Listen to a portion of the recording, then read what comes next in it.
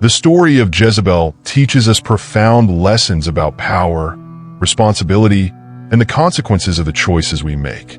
Throughout her life, she not only sought supremacy in a male-dominated world, but did so at the expense of innocent lives and the faith of the people. Her trajectory serves as a warning about how unchecked ambition and a lack of scruples can lead to a moral and spiritual collapse, not just for the individual, but for an entire nation. In a world where we often see people willing to manipulate and control, the story of Jezebel resonates as a reminder that truth and justice, no matter how attacked, will always prevail. Her tragic death is not an end, but the beginning of a teaching. Each time her name is mentioned, it is an invitation for reflection. What kind of legacy are we building? What do our actions say about us? Therefore, as we look at the figure of Jezebel, we are prompted to consider not only what she represented, but also how her story can shape our own choices. May we learn from the mistakes of the past, seeking truth and justice, and avoiding the dark paths that led to her ruin. Ultimately, the lesson of Jezebel is clear. Power without principles is a poison, and those who sow evil will reap the consequences of their actions. Born in a foreign land, Jezebel came from Tyre, a Phoenician city where the gods were different. There, the worship of Baal was central. This pagan god, a symbol of fertility and storms, was worshipped with rituals and sacrifices that were abominations to the Israelites. When Jezebel married Ahab, king of Israel, she brought with her more than just a dowry. She brought her beliefs, her culture, and her relentless will to establish the worship of Baal in the heart of Israel. Ahab, weak in the presence of Jezebel's dominance, yielded. Under the influence of the new queen, Israel began to stray from the God of their ancestors. Altars were built, pagan priests occupied positions of power, and the faith that had guided the people of Israel for generations began to crumble. Jezebel did not see God's commandments as something to be respected. For her, they were obstacles to be destroyed. Thus, the kingdom began to change. The people, confused and divided between the God of their ancestors and the new gods of Jezebel, plunged into a spiritual conflict. And Jezebel, at the center of this turmoil, smiled as chaos settled in. Born in a foreign land, Jezebel came from Tyre, a Phoenician city where the gods were different. There, the worship of Baal was central. This pagan god, a symbol of fertility and storms, was revered with rituals and sacrifices that the Israelites saw as abominations. When Jezebel married Ahab, the king of Israel, she brought with her more than just a dowry. She brought her beliefs, her culture, and her relentless will to establish the worship of Baal in the heart of Israel. Ahab, weak in the presence of Jezebel's dominant influence, gave in. Under the sway of the new queen, Israel began to drift away from the God of their ancestors. Altars were built, pagan priests took positions of power, and the faith that had guided the people of Israel for generations began to crumble. Jezebel did not view God's commandments as something to be respected. For her, they were obstacles to be destroyed. Thus, the kingdom began to change. The people, confused and divided between the God of their forefathers and the new gods of Jezebel, plunged into a spiritual conflict. And Jezebel, at the center of this turmoil, smiled as chaos took root. Jezebel was not content merely to promote the worship of Baal. She wanted to eradicate any trace of worship to the God of Israel. Her next target was direct: the prophets of the Lord. These men represented everything she despised. They were the voice of God, crying out for justice and loyalty to the true Creator. But Jezebel did not fear them. On the contrary, she saw them as obstacles, threats that needed to be eliminated. With cold calculation, she orchestrated a massacre. Under her orders, dozens of prophets were hunted down and killed, pursued like animals. Those who managed to escape were forced into hiding, seeking refuge in caves, far from the queen's gaze. Jezebel was determined to silence any voice that opposed her, any word that challenged her control over the faith of Israel. Yet amid the persecution, one figure dared to rise against her: Elijah, the prophet of God. While the other prophets fell, Elijah became a symbol of resistance, and the confrontation between him and Jezebel was about to ignite the kingdom, bringing consequences that even she could not foresee. Elijah, the prophet, challenged Jezebel and Ahab in broad daylight, summoning a confrontation on Mount Carmel. There, before all the people of Israel, he issued a challenge to the priests of Baal, those whom Jezebel had elevated to positions of prominence. The test was simple. Both sides would call upon their gods, and the God who answered with fire would be proven true. The prophets of Baal shouted, danced, and even injured themselves in their attempts to make their God respond. But Baal's silence was deafening. Jezebel, with her fierce eyes, waited for an answer that never came. Then Elijah stepped forward, calm and confident. He prayed to the God of Israel, and like thunder from the heavens, fire descended and consumed Elijah's sacrifice, burning down to the very last stone of the altar. The people, in shock, fell to their knees, acknowledging that the Lord was the true God. With this victory, Elijah not only exposed Baal's powerlessness, but also ordered the execution of the pagan prophets right then and there. Jezebel, in her unyielding fury upon hearing what had happened, did not bow down. On the contrary, she swore revenge, vowing that Elijah would pay with his life for challenging her authority. But this act of Elijah had planted a seed of change. The clash between the prophet of God and the wicked queen was far from over.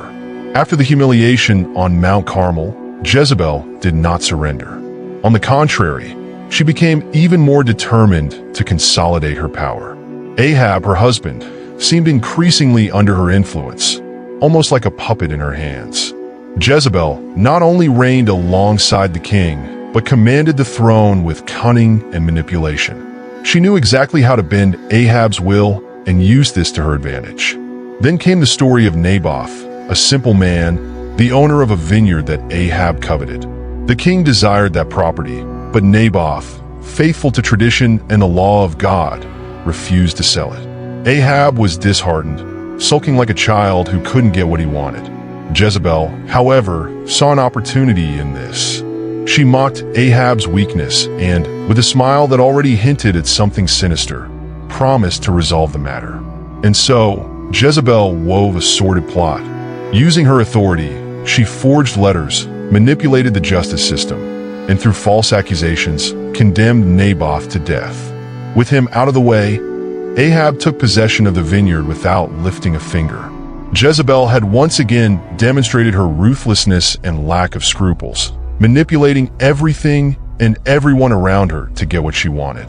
The murder of Naboth marked a turning point. Innocent blood had cried out for justice, and this time, Jezebel's impunity would not go unnoticed. It was then that God sent Elijah once more, not for a public confrontation, but to deliver a terrible sentence upon Ahab and his queen. Elijah, with a resolute expression, met the king in the midst of his new vineyard, the very one acquired through bloodshed. Without hesitation, he proclaimed God's word to Ahab. Because of Naboth's murder, his lineage would be wiped out, and dogs, yes, dogs, would lick up Jezebel's blood in the streets of Jezreel. It was a brutal prophecy, a grim vision of the fate awaiting the queen. Ahab, seized with fear, humbled himself before God and acknowledged his wrongdoing, which granted him a temporary reprieve from judgment. But Jezebel? She showed no remorse. The queen, steeped in arrogance, refused to believe that such a fate could reach her.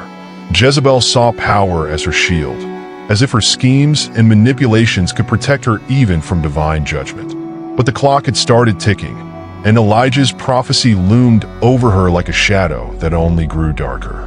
The years passed, and the kingdom of Israel sank further into chaos. Ahab died in battle, just as the prophecy had foretold, but Jezebel, despite losing her husband, remained steadfast in her position. She continued to wield power from behind the scenes, manipulating the government through her sons. Yet Elijah's sentence still hung over her, waiting for the moment to be fulfilled. Then came Jehu, a military commander with a clear mission: to overthrow the house of Ahab and bring about the fulfillment of divine prophecy. He marched towards Jezreel, determined to destroy Ahab's entire lineage. Jezebel, knowing that her end was near, did not cower. With remarkable composure, she prepared for her final act.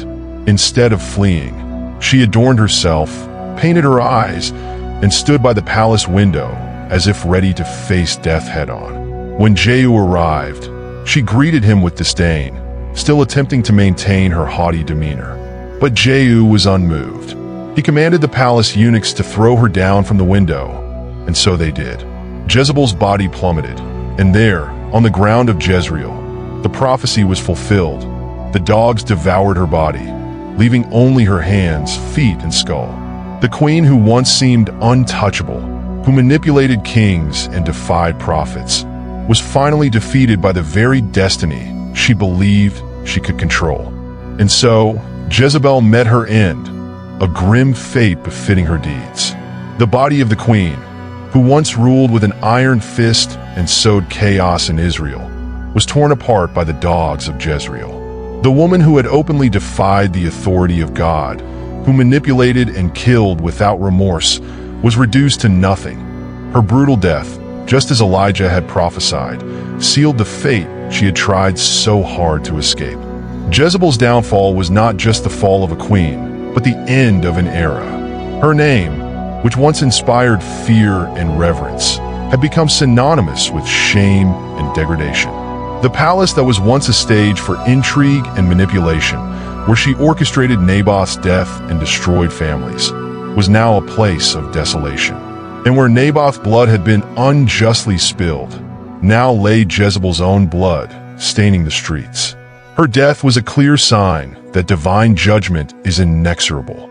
Jezebel had spent years believing that her power and influence could protect her, but destiny proved to be unyielding. The end of her life not only confirmed the word of the prophet, but also left an eternal warning for all who dare to defy God's laws and abuse their power. Even after her death, Jezebel's legacy continued to haunt Israel. Her name became synonymous with wickedness, idolatry, and corruption. She was not just an evil queen, but had become a symbol of what happens when power is wielded for selfish and destructive ends. Jezebel was remembered by subsequent generations as a cautionary example, a living warning of the devastation that arrogance and rebellion against God can bring. In the book of Revelation, even into the end times, her name resurfaces as a metaphor for those who lead people astray, who spread falsehoods and seduce hearts away from the truth. Jezebel, even in death, remained a bitter lesson on the downfall of those who turn against goodness, against justice, and against God himself. Her impact was so profound that it traversed generations, and even today, her name is invoked as a symbol of betrayal, manipulation, and defiance.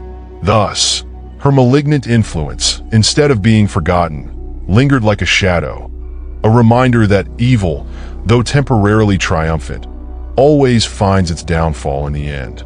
The story of Jezebel teaches us profound lessons about power, responsibility, and the consequences of the choices we make. Throughout her life, she not only sought supremacy in a male-dominated world, but did so at the expense of innocent lives and the faith of her people.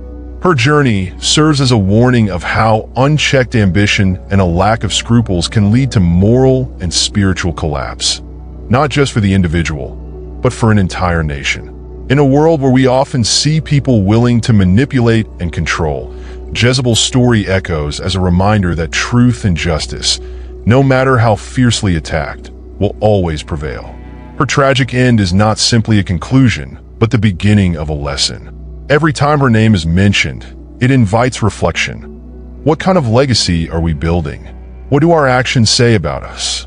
So, as we consider the figure of Jezebel, we are encouraged to think not only about what she represented, but also how her story can shape our own choices. May we learn from the mistakes of the past, seeking truth and justice, and avoiding the dark paths that led to her downfall. Ultimately, the lesson of Jezebel is clear.